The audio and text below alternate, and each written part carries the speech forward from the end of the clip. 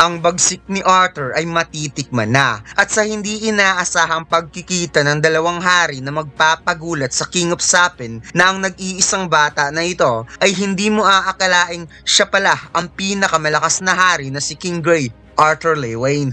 Nagsimula ang chapter na ito kung saan may tumalsik na isang bola at ipinakitang nahirapan nga itong si Arthur na kontrolin ang isa sa kanyang mga kapangyarihan na makikitang may mga yellow marks nga itong si Arthur na nasa ibabang bahagi ng kanyang mga mata at napasabing kahit hanggang ngayon, nagagamit lang niya ito in a few seconds lamang na sobrang pinagpapawisan ng ating bida. Kaya naalala tuloy ni Arthur ang dalawang matanda na pinagkakatiwalaan at pinangakuan niyang mas lalakas pa siya kaya muli siyang tumayo para sumubok ulit. At maya-maya, ipinakitang may dumating sa mansyon at ang ating bida ay napa-death breath na lamang sa pagsasanay dahil kahit daw sa nakaraan niyang buhay at sa buhay niya ngayon, kailangan pa rin niyang lumakas para sa mga mahal niya sa buhay. Pagkatapos, naalala ni Arthur ang isa sa mga alaala sa nakaraan niyang buhay, kung saan sa gitna ng umuulang madilim na kalye, siya ay tumatakbo at sa sobrang pagmamadali, binitawan niya ang mga kagamitan sa eskwela upang puntahan ng isang aksidenteng naganap at dito'y hindi siya makapaniwala sa kanyang nakita na ang isa sa mga mahal niya sa buhay ay nasawi at iniwan siyang nag-iisa at sa huling parte ng mga alaala na ito, tumatak sa kanyang isipan ang isang baril sa crime scene.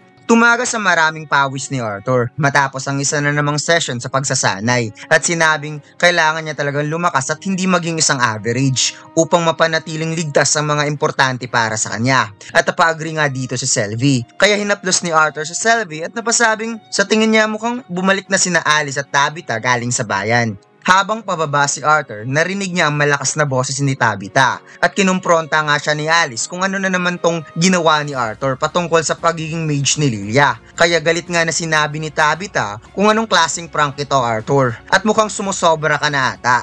Paliwanag ng ating bida na hindi siya nagbibiro patungkol dito. Nag-propose siya ng deal kay Mr. Helsty at tinanggap naman niya ito. Kaya pangiting sinabi ni Vincent, tama.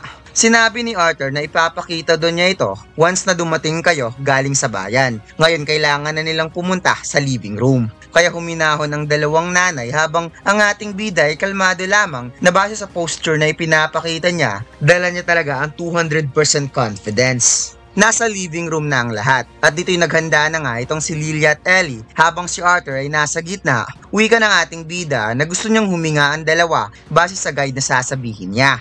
Inisip ng ating bida na ang mana sense ay ang pinaka-the best sa pag-precise ng rhythmic patterns during slow and deep breath kaya sana masunod ng dalawa ang pinaka-easy na explanation. Wika ni Ellie na madali lang naman ang huminga at si Lilia naman ay naguguluhan sa special na paghinga. Kaya napangiti na lamang ang ating bida at sinabing kung magagawa ito ni Ellie, magiging malakas ito katulad ng kanyang kuya. Kaya natuwa nga ang bata na magiging katulad siya ng kanyang brother. Sinimulan na ni Arthur ang meditation sa dalawa at sinabi niyong kailangan nilang huminga ng napakalalim na dadaan sa kanilang ilong hanggang sa hindi na ito makahinga at kapag mangyari yun, bubuksan nila ang kanilang bibig para mag-exhale at mag-breathe in ulit about 15 times. Huminga ng malalim ang dalawa, kaya sinuggest na ni Arthur na unti-unting ipikit ng kanilang mga mata hanggang sa makakakita sila ng liwanag na lumulutang sa kawalan. Gumaan ang pakiramdam ni Ellie dahil nakakita daw siya ng mga lights na lumulutang ngunit bigla lang itong nawala. Kaya wika ni Arthur, dahil huminto ka kasi sa special breathing nung nakita mo to. Ngunit itong si Lilia ay wala siyang nakita like Ellie, kaya nag-aalala siya baka may problema sa kanya. Napangiting sagot naman ni Arthur, ayos lang yun, expected naman kasi dahil hindi mga mage ang mga magulang mo. Nag-aalala ang dalawang nanay, kaya gusto sanang malaman ni Alice kung ano ang sinusubukang gawin ni Arthur. At napawika din itong si Tabitha na hindi naman sa kini-question niya ang kakayahan ni Arthur with magic, pero ang pagtuturo ng bata kung paano ma-awaken bilang mage ay hindi pa ito nagagawa noon at dapat ginagawa lang ito sa natural na paraan. Paliwanag ni Arthur na ginagawa lang naman niya kung ano yung ginawa niya noon nung na-awake siya sa edad lang na 3 years old. At ang tanging rason kung bakit sa tingin niya kaya niya itong gawin dahil may affinity siya sa 4 na elements. Alam niya na talaga kung ano ang gagawin dito. Ngunit hindi nila ito malalaman kung hindi nila susubukan. Kaya wika ni Arthur, umupo at manood na lamang kayo. Pagkatapos muling nag-focus ang ating bida na para bang ipinadala ni Arthur ang kanyang mana sa dalawang bata na nanggagaling mismo sa core niya. Kaya napangiti nga dito si Lilia dahil nakikita niya na, habang si Ellie ay napasabing sobrang ganda daw ng mga liwanag na lumulutang. Sinabi ni Arthur na ngayon ay nakikita nyo na ito, ang susunod na gawin ay subukang kunin at pagsamasamahin ng mga white spicks na nakikita nyo at isipin nyo na lamang na ito ay mga kaibigan na dapat silang magkasama-sama upang maging masaya. Pagkatapos, tumagas ang napakaraming pawis ni Arthur na napasabing yun lang muna sa araw na to. Napatayo ang dalawang ina, habang si Vincent ay napatanong kung magiging mage ba ang anak nila na si Lilia. Paliwanag ni Arthur na aabot pa ng ilang taon, pero kung sasamahan niya si Lilia ng ilang buwan para makatayo sa sarili nitong mga paa, hindi problema para kay Lilia na maging isang mage. Kung saan bigla siyang niyakap ni Tabitha at humingi ng sorry kay Arthur sa pagdududa niya at sobra siyang nagpapasalamat kasi dahil kay Arthur ang kanilang anak ay magiging isang mage. Magkakaroon na ito ng opportunity na hindi nila maibigay dahil hindi sila mga mage. Napangiti na lamang si Lilia na nakita ang kanyang ina na nagpapasalamat kay Arthur. Subalit nagulat ata siya sa mukha ng kanyang ama. Bumaha ang luha ni Vincent at ang mukha nito ay hindi maipinta. Sinabi ni Arthur na matapos daw ang araw na yon, naging maayos ang buhay niya at naging komportable siya sa takbo nito. Kaya nilaan talaga niya ang kanyang oras sa pagsasanay at sa tuwing umaga tinutulungan niya si Lilia at Ellie na magkaroon ng awakening as early as possible. Na kahit sobra siyang nasasabik na lumakas, sinisigurado pa rin niyang lalaanan niya ng oras sa mga mahal niya sa buhay dahil alam niyang hindi na mauulit pa ang ganitong pagkakataon sa hinaharap. 2 months later, habang naglalakad sa hallway si Alice at Ray, napatanong si Alice kung excited ba si Ray na makita ang twin horn. Ngunit napatugon nga siya na mukhang hindi lang ata siya ang excited dito. It's turned out na mas maagang naghintay itong si Arthur na dumating ang twin horn sa mansion. At napansin niyang may tumalon sa kanyang balikat, kaya pangiti niyang sinabi na mukhang hindi na ata sapat ang liit ni Sylvie para pumatong sa kanyang balikat. Maya-maya may kumatok sa pintuan, kaya sobrang saya ni Arthur na binuksan ito. Ngunit isang mainit at masikip sa mukha ang sumalubong na yakap kay Arthur galing kay Angela na nagpapasalamat na ligtas nga itong si Arthur. Umiyak ng todo si Angela dahil ang hirap daw ng pinagdaanan ni Arthur. Ngunit mas mahirap ata ang naranasan ng ating bida ngayon mga lods, na parang mawawala na ata ng malay ang ating bida dahil sa dalawang naglalakihang oracle orb ni Angela na pumigas sa mukha ni Arthur, kaya sa moment na ito, buong buo na nilisap ni Arthur ang yakap ni Angela. Hinawakan ni Dorothy ang balikat ni Angela kaya na-realize niyang naging too much emotional siya at nawala ata ang asal niya kaya binitawan niya itong si Arthur. Nagulat ang ating bida dahil mas lalong lumaki daw itong si Dordan kung saan napaluha nga ito habang naalala ang kanilang pinagdaanan matapos nilang akalaing patay na ang batang ito at sinabing, "Ikaw rin naman, Arthur." Nakatayo lamang sa gilid ng pintuan si Adam na napasabing, "Akala ko ba ang game plan natin ay pasayahin ng batang ito? Bakit nagsisiiyakan ng lahat?" At wala bang nakapansin sa cute na manabis sa tabi ni Arthur? Ngunit sa kanyang likod ay pahampas na ang bow ni Helen, kung kaya't nahook nga siya sa bow nito at napawikan na lamang itong si Helen na huwag nang pansinin ng gagong to. Masaya silang makita si Arthur na lumaki na isang magandang lalaki. Subalit, ang pinaka nasasabik sa lahat ay itong si Jasmine na tumakbo pa upang yakapin si Arthur na sobrang napaiyak para humingi lang ng sorry sa ating bida. Kaya napaluhan na rin tuloy itong si Adam dahil kay Jasmine. Habang si Alice at Ray ay hindi na lamang lumapit dahil sa naging emosyonal na ang lahat. Pagkatapos habang nagpapalit ng damit itong si Vincent kasama si Ray, napatanong nga itong si Vincent kung hindi ba talaga nangangailangan si Ray ng mga conjurer sa loob ng auction house. Paliwanag ni Ray na nasa kanila na si Angela at iba pang wind conjurer upang ma-alternate ang detection ng barrier sa paligid. At sa auction house entrance naman, si Dorothy na ang bahala doon. Dahil kung magdadagdag pa sila, magsosuspetsya na ang mga tao, baka akalain ng mga ito na sila ay nasa digmaan. Tugon ni Vincent na masaya talaga siya sa araw na to na sumang-ayon ng mga kaibigan ni Ray na tumulong sa security. Nadagdag pa ni Ray na dahil sa twin horn ang mga extra security ay may ilalagay pa niya sa ibang position upang i-block ang outside entrance ng auction house. Kaya kung may threat man sa labas, safe na safe ang mga guests sa loob at ang auction house ay hindi masisira. Kaya pilit na tumatawa itong si Vincent na napasabing, "Alam kong nagbibiro ka lang patungkol sa pagkasira, subalit umaasa siyang hindi talaga mangyayari yan." Napamention si Vincent patungkol kay Arthur nang humingi ito sa kanya ng tulong para hanapan siya ng espada. Considering sa fighting style ni Ray na kailangan ng gauntlet, hindi niya inakalang tinuruan ni Ray si Arthur kung paano gumamit ng espada. Paliwanag ni Ray na ang tanging ginawa lang naman niya ay wooden sword for starter. Aside from that, mula ng 4 years old pa lamang ito, natuto na lamang ito sa sarili niya. Kaya napanganganga itong si Vincent na napasabing 4 years old. Bakit ba ako laging nasosorpresa? Gifted naman talaga ang batang yon. Dagdag pa ni Ray, sabi sa kanya ni Arthur, self-taught lang daw ang lahat ng ito. Ngunit sa totoo lang, pagkatapos niya itong maka-sparring, may mga pagkakataong may inilalabas itong matinding presensya. Kaya napatanong si Vincent kung ano ang ibig sabihin ni Ray. Paliwanag niya na parang may taglay si Arthur na kumpiyansa na kalkulado nito ang lahat, na para bang ilang dekada na itong lumalaban. Kaya napangiwi nga itong si Vincent na mukhang binibigyan mo ata ng too much credit yang si Arthur Anong dekada? Hindi pa nga umabot ng 1 dekada ang edad ng batang yan. Tugon ni Ray na siguro tama ka. Pero nung nag-sparring sila, may mga pagkakataong nagkamali ito dahil hindi siya sanay sa katawan niya. Natugon naman ni Vincent, alam ko na kung bakit. Kaya nagulat nga itong si Ray na wikang, sigurado ka ba? Nasagot ni Vincent, oo.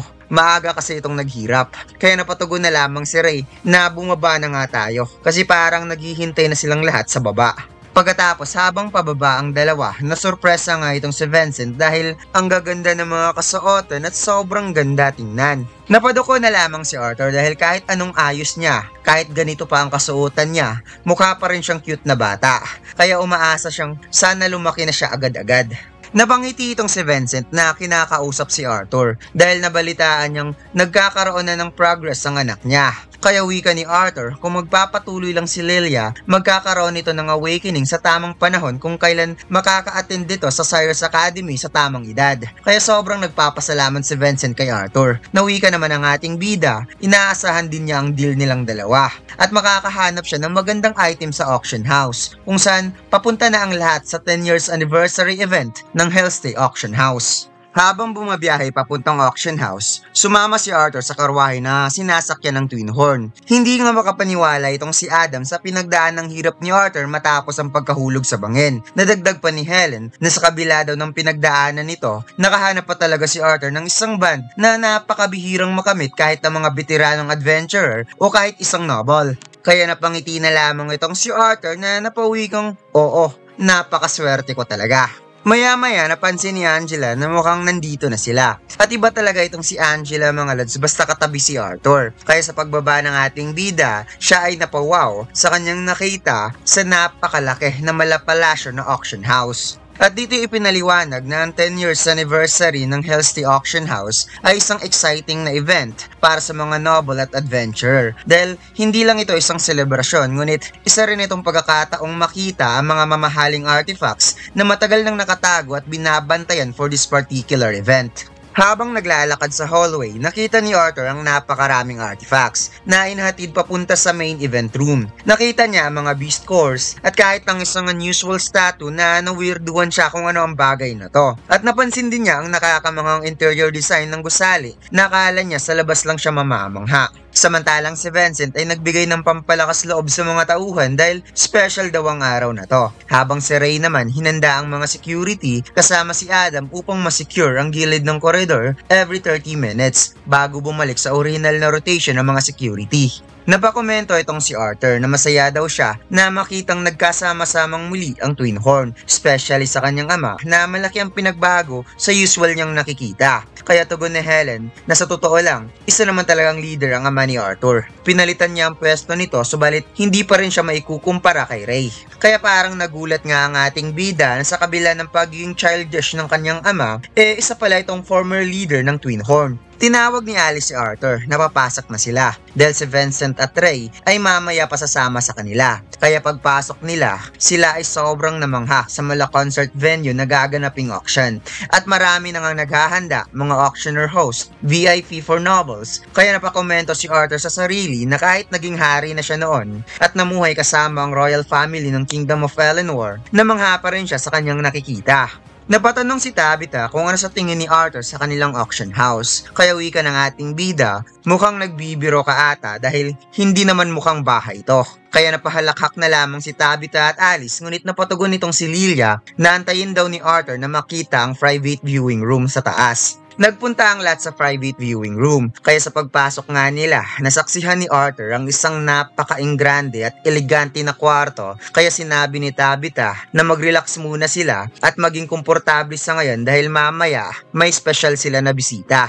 Maya-maya, napansin ni Lilia na parang nagsisimula na, kaya tinawag niya itong si Ellie upang matingnan. Dumadami na ang mga tao, mga kilalang noble houses, ang mga nagsisidatingan. At maya-maya, nag-inform na nga ang tauhan ni Tabitha na dumating na ang pinaka-VIP guest nila sa araw na to. Kaya naghanda na nga sila para salubungin ang mga bisita na ito.